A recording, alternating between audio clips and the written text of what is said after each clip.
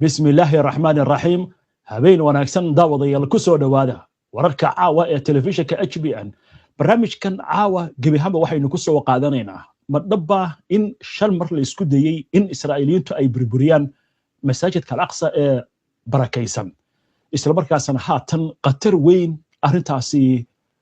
la xiriirta ay soo muuqato maxaa ka jira in arrimahani ay ku lug leeyihiin kooxaha xagjiriinta ee Yuhuudda kuwaasi oo lagu eedeynayo in ay isku dayaan masaajidkan ay burburiyaan oo goobtaasina ay ka dhisaan macbad Yuhuuddu ay leeyihiin dhawaan xogayaha amuraha dibadda waddanka Mareykanka Marco Rubio mar uu booqasho ku tagay magaalada Qudus ee la haysto waxa uu hore u sii raacay ra'iisul wasaaraha Israa'iil Benjamin Netanyahu waxaana ay tageen god dhulka hoostiisa oo hoos mara masaajidka barakaysan ee Al-Aqsa godkaas ayaa imika dhismo oo ka socda waxaan leeyahay arrintaasi waxay halis gelin kartaa masaajidka dad badan oo arrimaha taariikhda iyo xaaladda bariga dhexe ka faaloodana waxay aaminsan yihiin in haysashada Israa'iiliintu ay gacanta ku hayaan masaajidka barakaysan ee Al-Aqsa iyo magaalada Qudusba inay xudun arrimahaasi u yihiin colaadda ka aloosan gobolka bariga dhexe oo ugu dambeeyo dagaalkan imika socda haddaba warbixin amurtaasi la xiriirta oo mas'uul sare oo Israa'iiliya laga wareystay ayaynu barnaamijka caawa idinkugu soo gudbinaynaa soo gudbinta barnaamijkan waxaa gacan ka geysatay shirkadda xawaaladda ee Safari Remit oo ah shirkad xawaaladeed oo fadhigeedu yahay dalka UK si aad u hesho faahfaahin dheeraada una adeegsato adeegga Safari Remit booqo website-ka shirkadda www.safariremit.com Sombay and Rent Property Finder sifihii mar hore saxariir ahaa iyo suuq fogaa laga samabaxayo sir baan ku haya waana Sombay and Rent Property Finder ma tahay qof doonaya inuu iibsado ama kireysto ama iska kireeyo guri ama dhul ma ku daashay raadinta meel lagu kalsoonaan karo oo si fudud ku gaarsiisa guriga aad rabto haddaba xalka waad haysataa maanta Sombay and Rent waa shirkad online-ka ama waxa loo yaqaano Property Finder oo isku xirta milkiilayaasha guryaha iyo dhulalka real estateska agencies-ka iyo dadka raadinaya guryaha ama dhulalka hoteelada ama furniture apartmentska ama guryaha qalabaysan waxaana dhammaan adeegaasi aad hal meel uga wada heli kartaa Soomaaliya Kenya Egypt Turkey UK USA iyo Saudi Arabia oo boqolaal qof ayaa hore uga faa'iideystay adeegan adiguna maanta ku biir oo booqo sombayandrent.com haddii aad tahay agency ama milkiile iska diiwaangeli website-ka ama kala xiriir lambarada shaashada kaaga muuqda mahadsanidin maxamed cabdi ayaa soo akhriyay warbixin amurtan laga qoray maxamed warkan bal hadii noo faahfaahay iyo isku dayadan la damcay in lagu burburiyo masaajidka Al-Aqsa nin hore gudoomiye ogaan jiray ama afhayeen ogaan jiray baarlamaanka Israa'iil oo Abraham Bragg la yiraahdo ayaa dabool ka qaaday in markay ugu yaraato 5 goor kooxaha xagjirta ee Israa'iil ay isku dayeen in ay qarxiyaan masaajidka Al-Aqsa iyo deegaanka uu ka kooban yahay ilaa ay laga soo bilaabo 1967 arrintan ayaa soo baxaysa kadib markii nin suxufi oo caan ah oo Tucker Carlson la yiraahdo oo Mareykan ah oo waraysi la yeeshay gudoomiyihii hore ee baarlamaanka Israa'iil ugu yaraan 5 goor ayaa la isku dayay buu leeyahay in la qarxiyo masaajidka Al-Aqsa suxufigan caanka ah ee xisbiga jamhuuriga ka tirsan ayaa waxa uu leeyahay aniga ma hubo ayuu leeyahay in ay ka badnaan kareen laakiin waxaan ogsoonahay buu leeyahay gudoomiyaha in 5 goor la isku dayay in Aqsa iyo deegaan ku xeeran in la dumiyo wixii laga soo bilaabo 1967 taas oo macnaheedu yahay in arrintan laga hadlo maaha oo kaliya buu leeyahay xubnaha taageeraya in masaajidka la burburiyo ay saameyn badan yeelanayaan waxay rabaan in meesha laga dhiso macbad loogu talagalay Israa'iil waxayna rabaan qoladan xagjirka ah in ay meel mariyaan falkaas guracan sida uu afhayeenka baarlamaanka hada ku dhigay waa gartay wada sheekaysiga dhex maray markaa afhayeenkii baarlamaanka ee hore Israa'iil iyo wariyahan Amerikaanka waxaad moodaa in waxyaalo la yaab leh ka soo baxeen gaar ahaan la yaabka wariyaha qabsaday bal inoo faahfaahay maxamed arrintaasi waxa ay ku aadanay Carlson ayaa arrintaasi la yaabay waxa uu yiri anigu waa jah wareere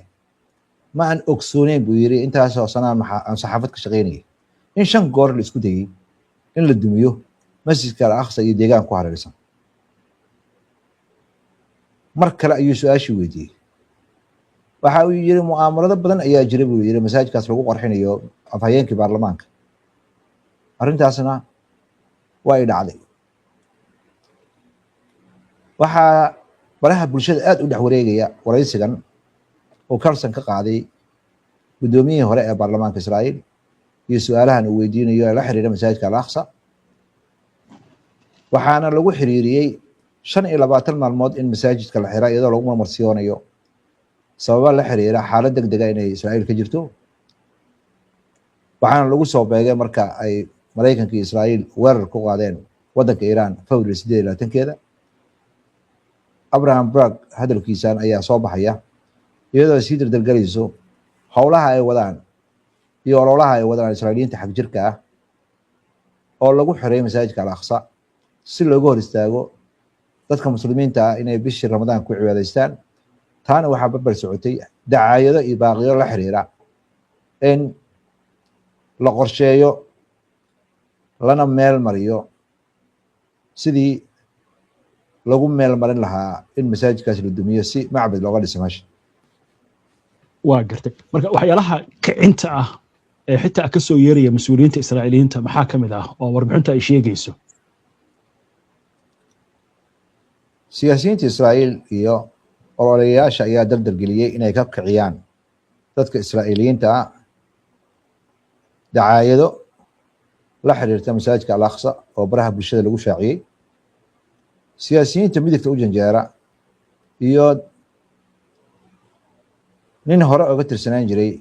baarlamaanka oo Moshe Feiglin ayaa bartiisa ku qoray Instagram-ka fursad fiican ayaa jirta buu leeyahay hadda oo lagu wadi karo sidii lagu dhisi lahaa masaajidka lagu dumin lahaa masaajidka al-Aqsa oo macbad loo dhisi lahaa ma jirta ayuu leeyahay wax qarax oo dhacay iyo intifaado taana macnaheedu waxa weeye in Israa'iil ay tahay awood aad u weyn oo gobolka bariga dhexe ka jirta wasiirka amniga qaranka ee Israa'iil ee lagu ogyahay inuu yahay nin xaq jira bin Gvir ayaa asna kicin wada oo soo saaray video Falastiiniinta lagu caburinayo loona diidayo inay salaada ku tukadaan xataa wadooyinka masaajidka al-Aqsa soo gala kadib markii laga hor istaagay inay masaajidka gaaraan waxyaabaha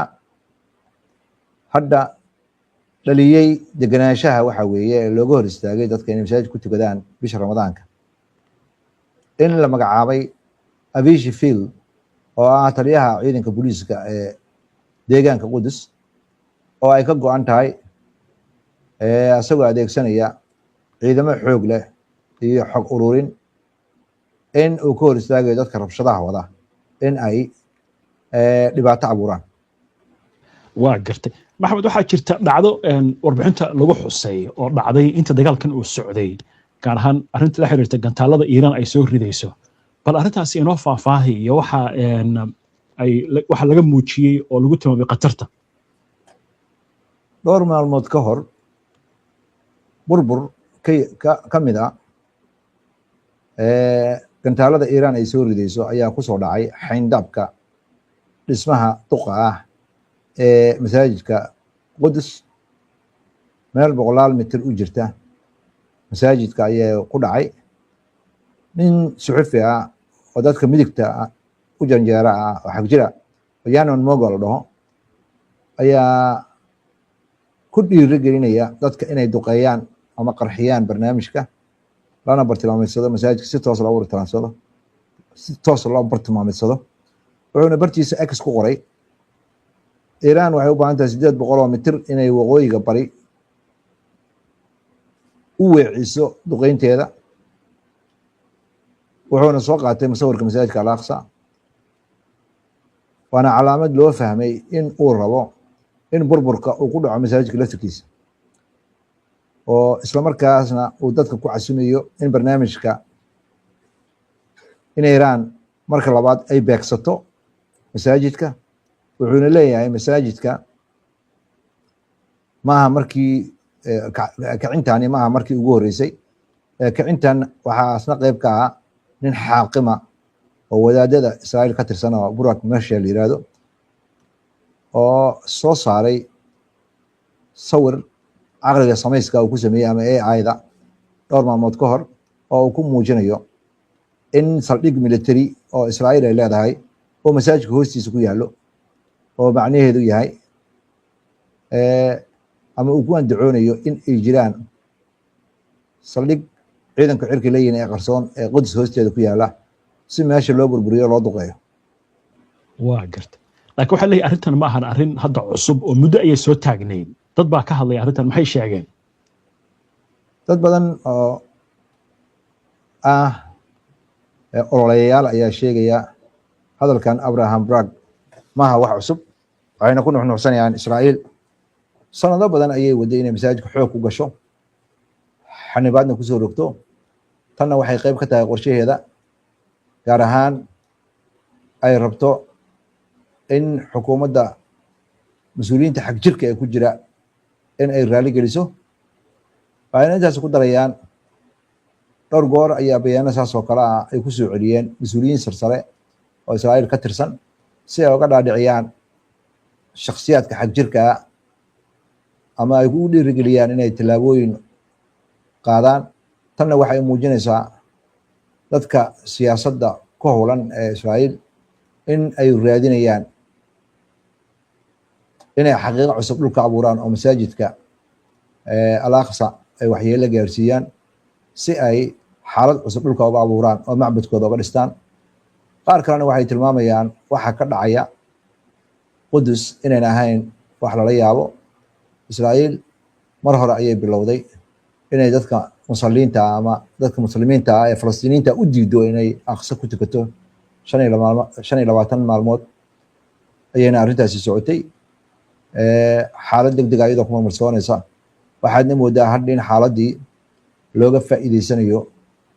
in gacan ku haynta masaajidka inay la wareegto waxay rabtaan ay ka samayso. waa gartay. waayahay dadka marka arrimaha masaajidka iyo goobahan barakaysan u dhaqaaqa maxay ayaguna tahay walaac ay qabaan ama ay ka digayaan? ololayaasha ayaa tilmaamaya arrinta ugu khatarsan ee ku soo beegantay in la xiro xayndaabka masaajidka iyo kicintan la sameynay iyo baaqiyadan la leeyahay waa in aan munaasabada diineed ku qabsanaa masaajidka Al-Aqsa gudihiisa. waa tilaabo u taagan khatar weyn oo dardar gelinaysa in goobaha barakaysan ee muslimiinta xadgudub lagu sameynayo, khatarna ku tahay qarax weyn inuu ka dhasho arrintan. ololayaashu waxay intaas ku darayaan waxaa barbar socda xiridda masaajidka qoraallo baraha bulshada lagu qaybinayo ee kicin ah oo tartiib dadka xaqiiqo cusub oo masaajidka qusaysa mataqaanaa loo diyaarinayo, iyadoo digniin lagu bixinayo cawaaqibka ka dhasha goobahan taariikhiga ah oo qaanuunkana uu difaacayo in ay dhibaato weyn ka abuurmi karto. tallaabooyinkan Israa'iil ka dhanka ah masaajidka Al-Aqsa ayaa socday ilaa iyo inta dagaalka Israa'iil iyo Mareykanka ay ku qaadeen waddanka Iran bishii February 28-keedii, markaasoo xukuumadda Israa'iil ay ku dhawaaqday in masaajidka oo dhan la xiro si looga hor istaago dadka inay masaajidka ku tukadaan, ayadoo ku marmarsoonaysa sababo amni. marka laga gudbo in aad ay u cambareeyeen dalal badan oo muslimiin oo caalamka jira iyo dalalka carabta qaar. waa garta. waaya maxamed, aan kusoo gabagabayno wadamada muslimiinta oo hadda cambaarintooda qaar ka mid a xiriir bay Israa'iil leeyihiin weliba dhanka diblomaasiyadda ah. Jordan oo kale, oo weliba Jordan markii uu dhacay dagaalkii 1967 waxaa laga dhigay ilaaliyaha goobaha barakaysan ee masaajidka Al-Aqsa uu ka mid yahay magaalada Qudus ku yaal dhankeeda bariga. Masar oo kale xiriir diblomaasiyad bay leedahay Israa'iil. Imaaraadka marba dhow buu ku biiray heshiiska loogu yeero Abraham. Bahrain way ka mid tahay, Morocco way ka mid tahay. marka qatartan weyn ee jirta sidee la isku afajinayaa iyo xaaladahan marka laga tago dhinacyada dagaalka kula jira Israa'iil laakiin dhinacyadan kale oo xiriir kale leh Israa'iil miyaysa markaasi ka fakarayn halista arrintan ay leedahay dowladda Netanyahu oo madaxda ka yahay iyo wasiirada xagjirka ee taageeraya xadgudubkaas muddo dheer ayay wateen dagaalkii duufaanta al-Aqsa waxyaabuhu ka dhashay waxaa ka mid ahaa in Oktoobar bishii ka horeysay 6 maalmood oo munaasabada ah masaajidka inta la xiray in ay dadka xagjirka ku ciyaarayeen Hamas warkii ay soo saartay waxay ahayd dab ayay ku ciyaaraysaa Israa'iil hadday joojin weydo waxa ay wado kadibna waxaa aragtaa dhacay midda kale Israa'iil waa gardarro garba og weeye oo ay ku taageersan yihiin wadamo badan oo reer galbeeda waxa ay sameynayso waliba xagga Mareykanka dhanka Carabtana wadamo waxaa jira xiriir hoose la leh oo raali ka ah in waxa ay rabto inay ka sameyso masaajidka al-Aqsa iyo deegaankiisa waxaana muuqata Iiraan hadda waxyaabaha Mareykanku uu kala hadlay oo uu ajendaha ku darsaday waxaa ka mid ah in Falastiiniyiinta taageeradooda iyo Lubnaan taageeradeeda in uu joojiyo umana muuqato Iiraan inay hadalkaasi u hoggaansan tahay dagaalka Iiraan la galana waxaa ku xiran waxyaabo badan sida khabiirada hadalku dhigayaan oo la xiriira mustaqbalka masaajidka al-Aqsa wadamo Caraba oo sax weeye aad sheegtay ayaa xiriir diblomaasiyad leh wadanka Israa'iil waxa ay arrintan ka qaban karaan ama ay ka gali karaan lama arko cambaareyna muddo badan ayaa la cambaareynayay hadda waxaad moodaa arrintu inay alamtala dhaaftay waa tahay waynu arki doonaa wixii ku soo kordha arrimahaasi inta ayaan ku soo gabagabaynaynaa daawadayaal barnaamijkii maxamed aad baad u mahadsan tahay daawada si aad ula socoto wararkan iyo barnaamijyada iyo macluumaadka aynu soo gudbino haddii aad ka cusub tahay baraheena bulshada ama horey aadan ugu xirnayn hadda ku soo biir waa inoo barnaamij ka xiga insha allah inta ka horeysa nabadgeli waxaa dhammaan bulshada lala socodsiinayaa in shirkadda dhinaca duulimaadyada tigidhada xajka iyo cumrada ee easygo travel ee fadhigeedu yahay UK iyo magaalooyin kaloo dunida ku yaala ay bulshada u soo bandhigayso barnaamij cusub oo horumar iyo wanaag uu ugu jiro adduun iyo aakhiraba shirkadda easygo travel waxa ay heshiis la gashay shirkadda al-Raajixi ee degan dalka Sacuudi Arabiya oo qaabilsan arrimaha xajka iyo maamulkiisa heshiiskaasi waxa uu dhigayaa in shirkadda easygo travel ay wakiil uga tahay UK iyo guud ahaanba qaaradda Yurub haddaba qof kasta oo ku haminaya inuu aado xajka sanadkan ay taariikhda hijrigu tahay 1446 iyo kadibba ha ogaado in shirkadda easygo travel ay heshiiskaasi ballaaran la gashay shirkaddaas iyadoo qof kasta lacagta laga qaadayo ay tahay tan ugu qiimaha yar oo ah ilaa iyo 6,000 oo ganiga istarliinka haddaba meel kastoo joogtaan yaan la muugaan inaad fursaddan ka faa'iidaysato iyadoo hawlihii kale ee easygo travelna ay sidoodii hore u socdaan wixii faahfaahin la xiriir telefoonnada shaashadda kaaga muuqda